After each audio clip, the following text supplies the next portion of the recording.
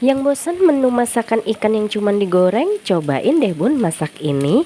Ada yang tahu nama masakannya? Ini masakan khas Minang ya, biasanya ada di rumah makan Padang.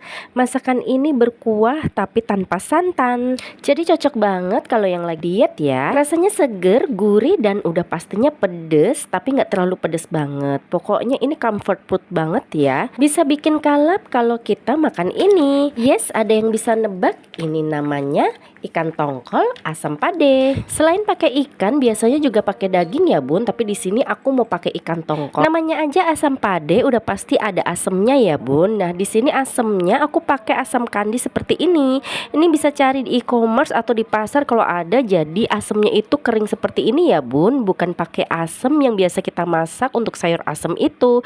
Jadi ini khusus banget untuk asam pade, asemnya yang seperti ini. Nggak pakai lama, yuk kita langsung ke resepnya aja. Assalamualaikum. Ketemu lagi di channel YouTubeku ya bun. Nah kali ini aku mau bikin menu masakan yang pastinya enak banget. Nah ini lanjut aja ke bumbu halusnya ya bun. Di sini aku udah rebus dulu untuk cabenya supaya nanti warnanya merah, makin merona, makin cantik gitu ya. Jadi cabenya kita rebus dulu. Nah kalau udah ini kita halusin aja.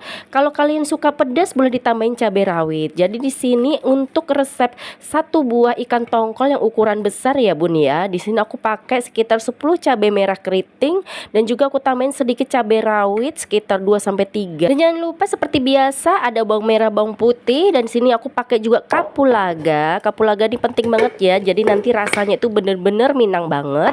Ditambah juga dengan jahe, kunyit, kemiri, dan juga ini aku tambahin sedikit air supaya bisa ke blender. Nah seperti ini hasilnya.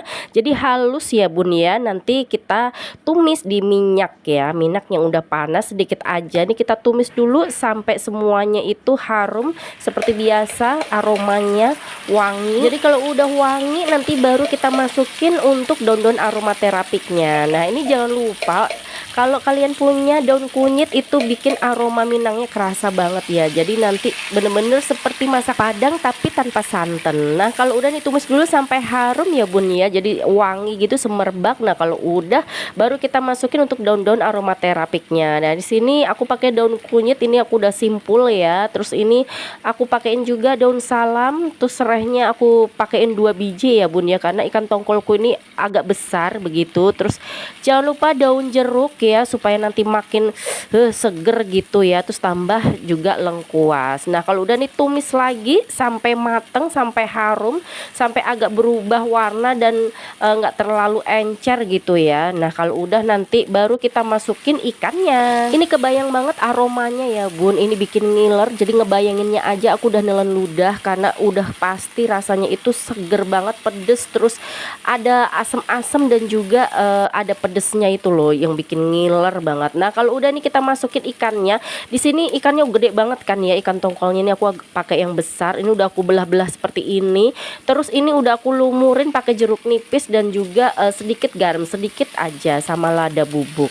Nah kalau kalian nggak pakai jeruk nipis juga diganti cuka nggak apa-apa ya, supaya ngilangin bau amisnya aja. Nah kalau udah nih kita masukin, cemplung-cemplungin seperti ini ya bun ya. Nih pakai wajan yang agak besar karena kebetulan ikan tongkolnya itu memang lumayan besar ya.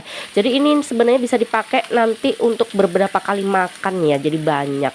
Nah ini sayang banget karena di bekas blender aku tuh masih ada bumbu-bumbunya, jadi aku pakein air di situ ya. Di sini aku tambahin air lagi sekitar 100 ml ya, karena aku suka banget kuahnya nanti. Jadi makan nasinya itu kuahnya agak banyak.